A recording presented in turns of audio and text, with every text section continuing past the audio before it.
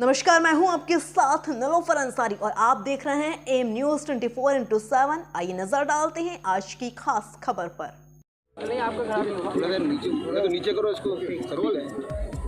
किस तरह का हादसा हुआ था या कितने लोग थे करीब? जी, ये फूलगढ़ी क्षेत्र में जो डिस्ट्रिक्ट हाथरस के अंतर्गत आता है, वहाँ पर एक भोले बाबा का प्रवचन हो रहा था, जिसमें अधिकतर महिलाएं काफ़ी संख्या में प्रवचन सुनने के लिए गई थीं।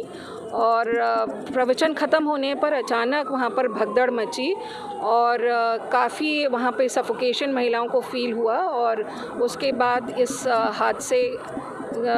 ये हादसा हमको पता चला।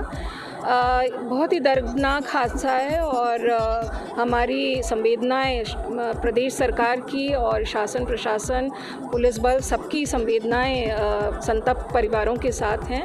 और हमारी प्राथमिकता अभी यह है कि जो उपचाराधीन हैं उनको सही से उपचार मिल सके ताकि हम उनके लिए बचाव का कार्य कर सकें। और जो श्रद्धालु मृत हैं उनके लिए भी हम जितनी जल्दी सारी फॉर्मेलिटीज़ हो सकती हैं वो फॉर्मेलिटीज़ पूरी करने की कोशिश कर रहे हैं। सबसे पहले आइडेंटिफिकेशन का काम है, तो हम आइडेंटिफिकेशन और फोटोग्राफी सभी मृतकों का कर रहे हैं ताकि हम उनके परिवारों से उनको जोड़ सकें। और बाकी जितनी भी फॉर्मेलिटीज़ हैं उनको जितनी तत्परता से कर सकते हैं उसका मेडिकल इंतज़ाम करवाया जा रहा है और अंततः उनको उनके परिवार तक सम्मानजनक रूप से ले जाया जा सके, इसका हम प्रयास कर रहे हैं। हमारी सारी संवेदनाएं परिवार के साथ है, शोकाकुल परिवारों के साथ है।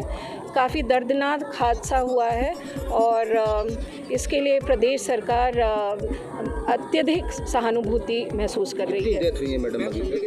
जी, अभी जो आधिकारिक सूत्रों से ज्ञात हुआ है करीब 50-60 कंफर्म डेथ टोल है यहाँ हाथरस से और 15 उपचाराधीन हैं और एटा में करीब 27 लोग मृत बताए गए हैं और करीब 3 लोग वहाँ पे उपचाराधीन हैं जो काफ़ी सही हालत में हैं। 80 के आसपास की डेथ।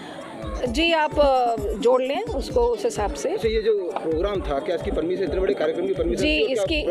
जी, इसकी प्रॉपर इंतज़ाम थे और परमिशन भी थी और बाकी चीज़ें बाद में भी चेक की जाएंगी कि अगर कहीं पर किसी प्रकार की कोई कमी रही है तो वो सब चेक कर लिया जाएगा।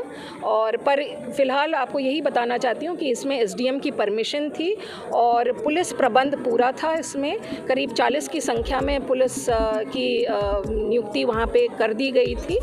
और एक ये हादसा हुआ है कि इंसिडेंट हुआ है जो दुर्भाग्यवश हुआ है और इसके लिए हमारी ओर से पूरी संवेदनाएं हैं और राहत कार्य में और बचाव कार्य में जो भी हम कर सकते हैं शासन प्रशासन पुलिस बल पूरा मजबूती से सामने खड़ा है और पूरे सब संतप्त परिवारों के साथ हम मजबूती से आगे हैं। घटना अचानक कैसे होगी? इतनी बड़ी घटना क्या हुआ था? जी देखिए, ये भी अभी जांच का विषय है। अभी मैं यहाँ पे पहुँची हूँ और इन सब बिंदुओं पर जांच की जाएगी, पर चूंकि वहाँ पर भगदड़ मची और ये हादसा हुआ तो अब इसको इस बिंदु को आगे लेकर इस पर जांच की जाएगी और तब आपको मैं ज़रूर अपडेट करूँगी। जिनका प्रोग्राम था सागर हरि बाबा को, उनके बारे में कोई जानकारी मिली?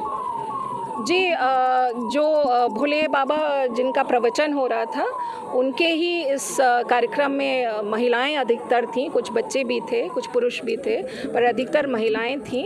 ये सारी चीज़ें, सब चीज़ों के बारे में हम अपना पूरा कंट्रोल रूम हमारा पूरा स्थापित हो गया है और हेल्पलाइन नंबर्स हमारे जारी हो गए हैं और जिसमें जो भी हमको आगे अग्रिम कार्रवाई करनी है पुलिस से संबंधित या प्रशासन से संबंधित वो सारी कार्रवाइयाँ की जा रही हैं।